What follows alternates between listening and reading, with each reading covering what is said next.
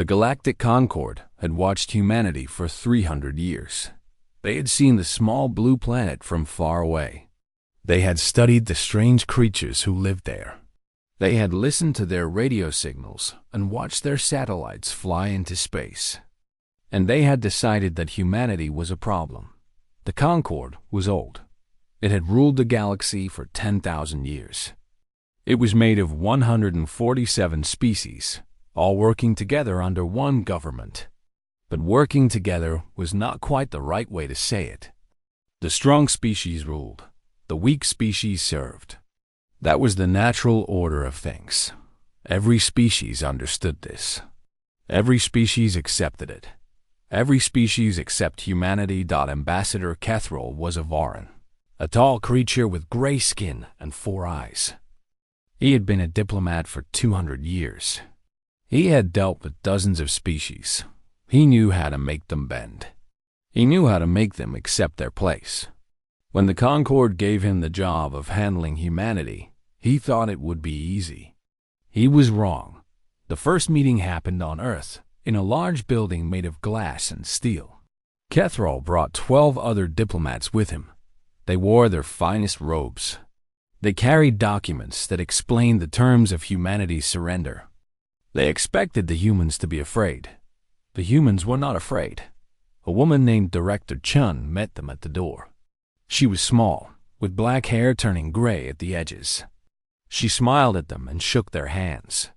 She offered them tea and small cakes. She asked about their journey. She treated them like guests, not conquerors. Kethrol found this confusing. He presented the terms. Humanity would be classified as a developing species. This meant they could not travel beyond their own solar system. They could not develop certain technologies. They could not make treaties with other species without Concord approval. In exchange, the Concord would protect them and help them grow. Director Chen listened carefully. She asked questions. She took notes. Then she stood up, still smiling, and said, "No, thank you." Kethrol did not understand. He asked her to repeat herself. "No, thank you," she said again. "We appreciate the offer, but we must decline. Perhaps you could mind your own business instead." The other diplomats were shocked. No species had ever refused the Concord. It was not done. It was not possible. But Director Chun just kept smiling and offered them more tea. When Kethrol returned to the Concord capital, he told them what had happened.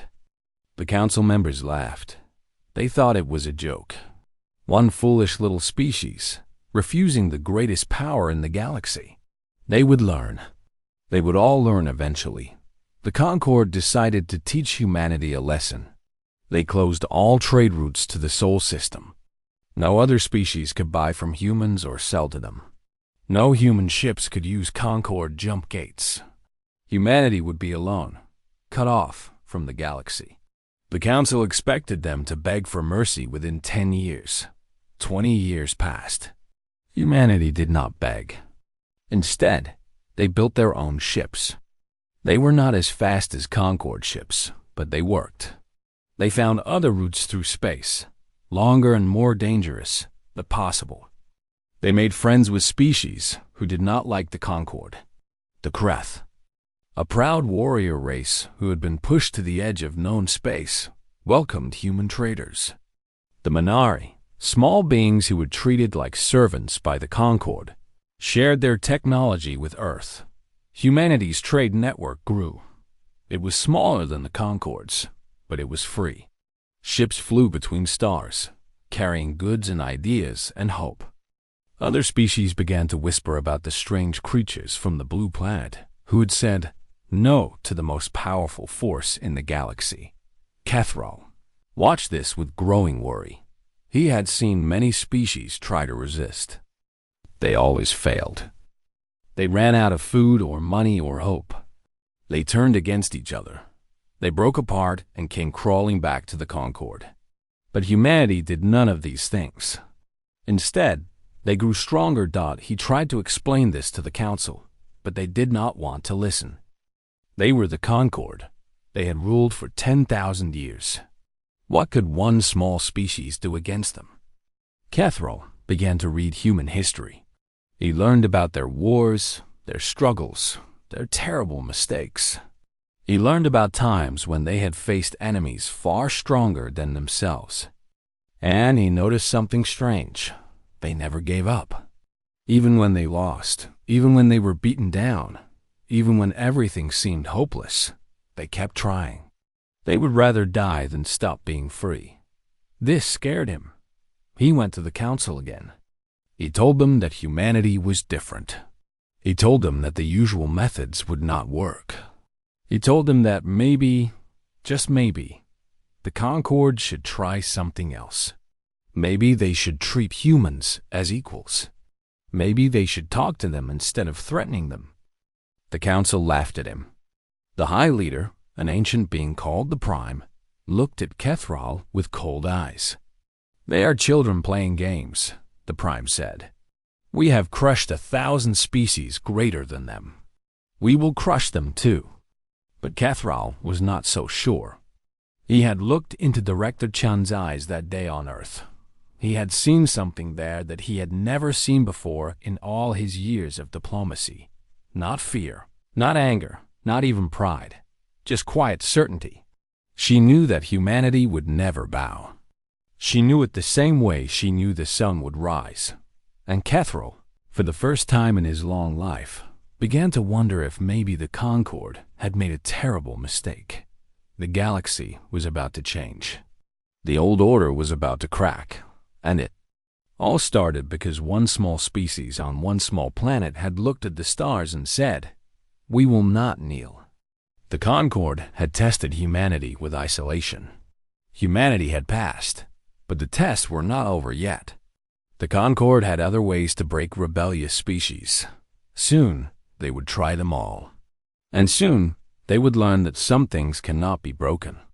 The blockade began on a Tuesday, Earth time. 12,000 warships from 40 different species surrounded the Sol system. They formed a wall of metal and fire that stretched across the darkness of space. Nothing could get in. Nothing could get out. Humanity was trapped. Admiral Vexner commanded the fleet. He was a Torvian, a massive creature covered in thick scales and armed with natural claws that could cut through steel. He had destroyed 17 civilizations in his career. He had burned planets and scattered entire species to the void. When the Concord told him to break humanity, he smiled. He thought it would be easy. For the first year, the blockade held perfectly. Human ships tried to escape, but they were captured or destroyed. Supply runs from allied species were stopped at the border. The Sol system was sealed tighter than a tomb. Admiral Vexner watched the human broadcasts and waited for the screaming to begin. It did not come. Instead, he saw something strange. The humans were rationing their food. Every person got the same amount, from the richest leader to the poorest worker. There was no fighting, no hoarding, no chaos. They simply shared what they had and prepared to wait. Director Chun appeared on the broadcasts often. She spoke calmly and clearly. She told her people that things would be hard, but they would survive.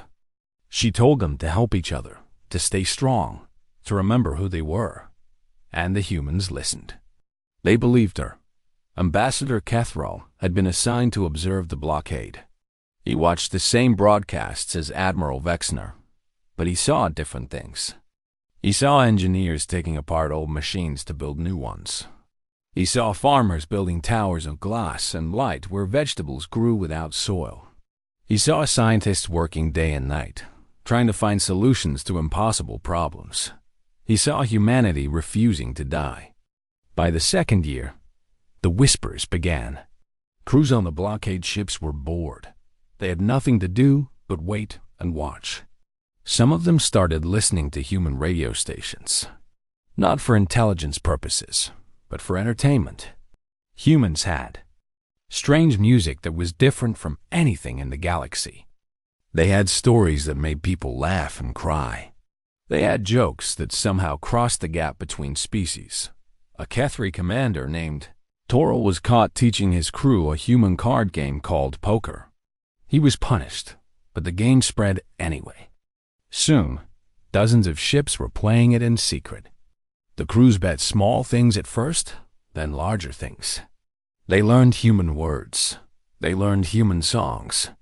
They began to wonder about these strange creatures they were supposed to be starving. Admiral Vexner did not understand what was happening. He tightened discipline. He banned all human broadcasts. He threatened to execute anyone caught showing sympathy for the enemy. But the problem only got worse. In the third year, 2 Valorian destroyers defected. The Valorians were proud warriors, respected throughout the galaxy. Their ships turned away from the blockade and flew toward Earth. When asked why, their captain sent a simple message: "We cannot stomach this anymore. These people sing while they starve. They tell jokes while they die. We will not help destroy them." Admiral Vexner was furious. He wanted to chase the traitors and destroy them, but the Council said no. They could not afford to show weakness. They could not admit that the blockade was failing. So the defection was covered up and the fleet continued its watch, but the damage was done. Other crews had heard about the Valorians. Other crews were asking questions. Why were they doing this? What had humanity done wrong? Was it really a crime to refuse to be ruled? Kethral wrote reports about all of this. He warned the Council that the blockade was not working. He told them that humanity was changing the fleet from the inside. Every day that passed, more soldiers questioned their orders. Every day, the Concorde's control slipped a little further. The Council did not listen. They were too proud. In the 4th year, humanity started sending messages. Not weapons, not threats, just messages. They told stories about Earth, about their history, about their dreams for the future. They asked the blockade crews about their homes, their families, their hopes. They treated their enemies like people. Some crews ignored the messages. Some crews reported them to their commanders. But some crews responded. Secret conversations began, careful and quiet, spreading through the fleet like a slow fire. Soldiers who had never questioned anything began to wonder if there was another way. In the 5th year, humanity broke the blockade. They did not use weapons. They did not fight their way out. Instead, Director Chun sent one final broadcast. It was aimed not at the Concorde's leaders, but at its people. She spoke slowly and clearly so that every species could understand. "We do not want war," she said. "We do not want to hurt anyone. We only want to be free." Is that so terrible? Is that worth killing for? Look at us. We are small. We are young. We are no threat to you. We only ask to be left alone, and your leaders tried to destroy us for it. Ask yourselves, why? Why does the Concorde fear us so much? What are they afraid you will learn? The broadcast ended. For a long moment, nothing happened. Then, one by one, ships began to move. They did not attack. They simply turned away. They left gaps in the blockade, holes big enough for human ships to escape. A third of the fleet stood down, not because they had been defeated, but because they had been convinced. Admiral Vexner screamed orders that no one followed. Kethral watched in stunned silence. In 300 years of watching humanity, he had never imagined this. They had won a battle without fighting. They had turned enemies into friends with nothing but words and music and hoped the blockade was over. The second test had failed. And now the Concorde would have to decide what to do next. Kethral feared their answer. Desperate beings did desperate things. And the Concorde had not been this desperate in 10,000 years. The council met in secret. The great chamber was dark, lit only by the pale glow of floating screens that showed reports from across the galaxy. The Prime sat at the center, ancient and cold, surrounded by leaders from a dozen species. They had come to discuss the human problem. They had come to find a solution. Ambassador Catherall stood in the back, silent and afraid. He had been summoned as a witness, but he knew better than to speak. The mood in the chamber was dangerous. The Concorde's authority was cracking. Species that had obeyed for thousands of years were now asking questions. Worlds that had been quiet were now restless. And at the center of it all was one small planet called Earth. They must be made an example, the Prime said. His voice was soft, but it filled the chamber like smoke. Other species are watching. If we show weakness now, we lose everything. The leaders nodded. They were scared too, though they would never admit it. The blockade had failed. The trade war had failed. Normal methods did not work against humanity. Something stronger was needed. A Torvian general stepped forward. "There is the silence," he said, that the chamber went quiet. Everyone knew about the silence. It was the Concorde's oldest weapon, built in the early days when the galaxy was still wild and dangerous. It could kill a star. It could make a solar system uninhabitable for 10,000 years. It had been used only twice in history, against species so dangerous that nothing else would stop them. "They are not that dangerous," Catherall said before he could stop himself. Every eye turned to him. The Prime's gaze was cold as death. "You have watched them for 300 years," the Prime said. "You have failed to stop them at every turn. Why should we listen to you now?" Catherall's hearts were pounding, but he made himself speak. "Because I understand them. They are not our enemies. They just want to be free. If we destroy them, we become the monsters they always said we were. Other species will see. They will never trust us again. Other species will see our power," the Torvian general said. "They will learn what happens to those who defy us. They will learn to hate us," Catherall replied. "And one day, they will find a way to destroy us in return." The Prime raised a hand and Catherall fell silent. The ancient leader thought for a long moment. Then he spoke the words that would change everything. "Deploy the silence." Catherall felt something break inside him.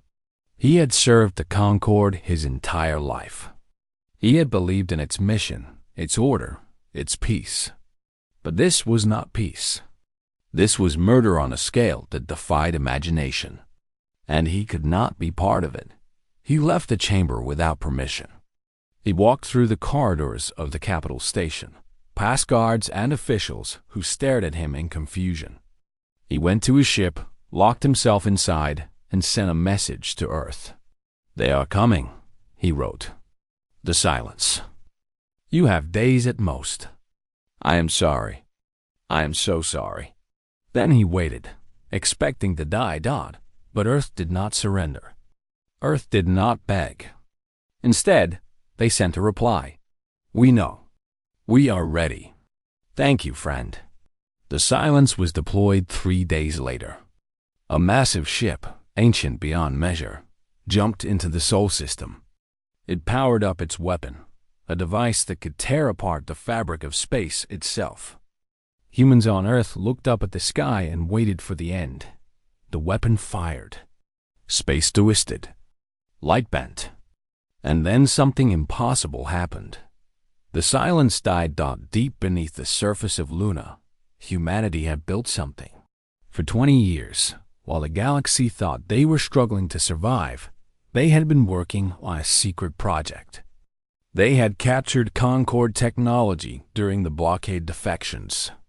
They had studied it, taken it apart, and found its weaknesses. And they had built a counterweapon, a device that could turn the silence's own energy against itself. The ancient ship tore itself apart.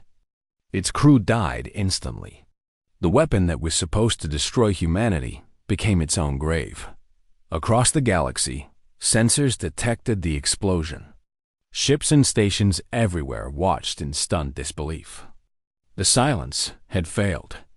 The Concorde's ultimate weapon had failed. And humanity was still there, still alive, still refusing to kneel. Catherall received the news in his cell. He had been arrested for treason hours after sending his warning. He expected to be executed. Instead, a guard came to his door with a strange expression on his face. "You're free," the guard said. "The council has been dissolved. The Prime is gone. Everything is changing." Catherall did not understand until he saw the broadcasts. Humanity had released everything. Every secret the Concord had ever kept, every lie they had ever told, was now public. Intelligence files showed how the Concord had manipulated species against each other for thousands of years. Diplomatic records proved that uplift programs were designed to create slaves, not partners. Communication logs revealed countless civilizations that had been quietly destroyed for daring to resist. The galaxy learned the truth. And the galaxy was angry. Species that had been rivals for generations suddenly found common ground. They had all been used. They had all been lied to. And they had all watched humanity stand alone against the darkness and refuse to break. The Concord collapsed in weeks. Not from military defeat, but from the loss of its legitimacy. When people stopped believing in its right to rule, its power evaporated like mist in sunlight. The empire that had lasted 10,000 years fell apart, and in its place, something new began to grow. 10 years passed. The galaxy was different now. The old order was gone, replaced by something called the Galactic Assembly. It was not perfect, but it was better. Species that had been enemies now worked together. Worlds that had been silent now had voices. And at the center of it all was a small blue planet called Earth. Catherall had become a diplomat again, but this time for the reformed Voran Republic.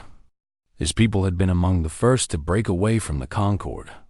They had remembered his warnings, his attempts to find another way, and they had forgiven his earlier failures.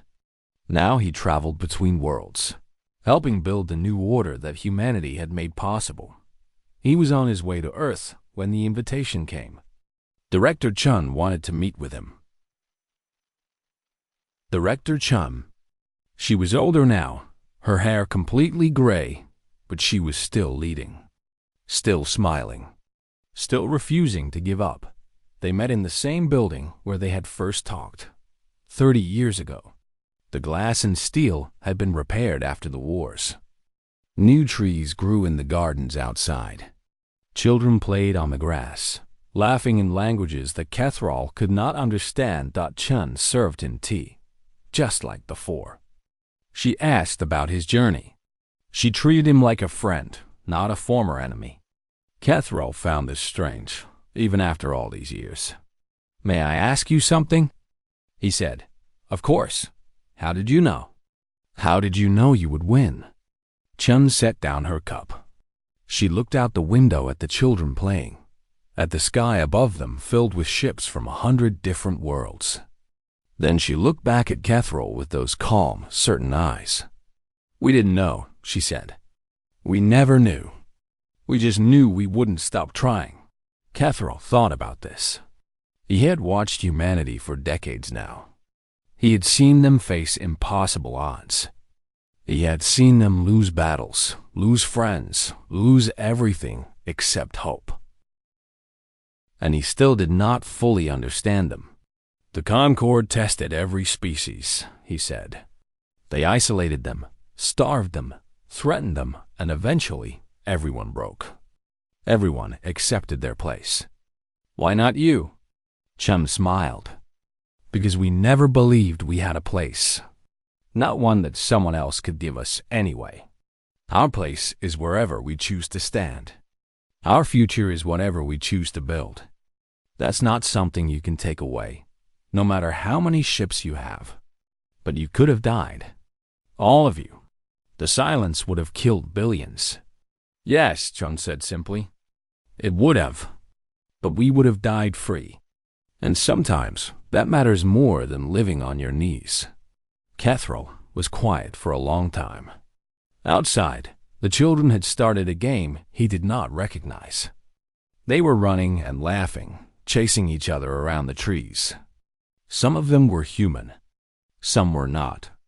Species that had been enemies a generation ago now played together like it was the most natural thing in the world. "The galaxy is changing because of you," Catherall said finally.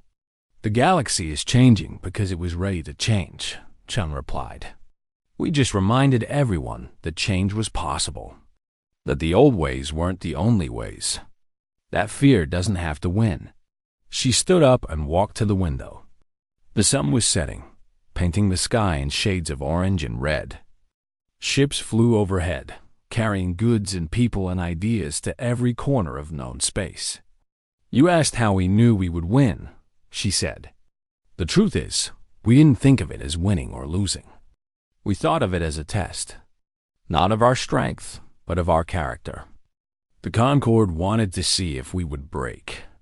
We wanted to see if we could stay true to ourselves. In the end, that's all that mattered." Catherall stood beside her. After a moment, he asked a question that had haunted him for years. "Did we fail? The Concord, I mean. All of us who served it." Chen was quiet for a moment. Then she shook her head. "You changed. That's not failure. That's growth. The Concord failed because it tried to stop change. It tried to freeze the galaxy in place, to keep everything the same forever. But nothing stays the same. Life grows and learns and becomes something new. That's not something to fear. That's something to celebrate." She turned to face him. Her eyes were kind. "You sent us that warning before the silence. You risked everything to help us." Why? Catherall thought about it. He had asked himself the same question many times. Finally, he found the words. "Because I watched you for 300 years. I watched you struggle and fight and refuse to give up. I watched you face the darkness and sing songs about the light. And somewhere along the way, you made me want to be better. You made me believe that maybe the galaxy could be better too." Chun reached out and touched his arm. "That's not failure, Catherall. That's exactly what we hoped would happen." They stood together at the window, watching the sun go down over a world that had changed the galaxy. Somewhere out there, ships were flying to new stars. Species were learning to work together. Children, who had never known the old order, were growing up in a universe full of possibility. The Concord had tested humanity. They had isolated them, blockaded them, tried to destroy them. They had used every weapon in their arsenal, from economics to ancient superweapons. And in the end, they had failed. But humanity had not conquered them. Humanity had not destroyed them. Humanity had simply refused to break. They had held on to their hope and their songs and their stubborn belief that tomorrow could be better than today. And somehow, against all odds, that had been enough. The galaxy was different now. It was messier, more complicated, full of disagreements and challenges. But it was also more free, more alive, more hopeful. And it all started because one small species on one small planet had looked at the stars and said, "We will not kneel." The test was over. Humanity had passed. And the galaxy, whether it knew it or not, had passed along with them.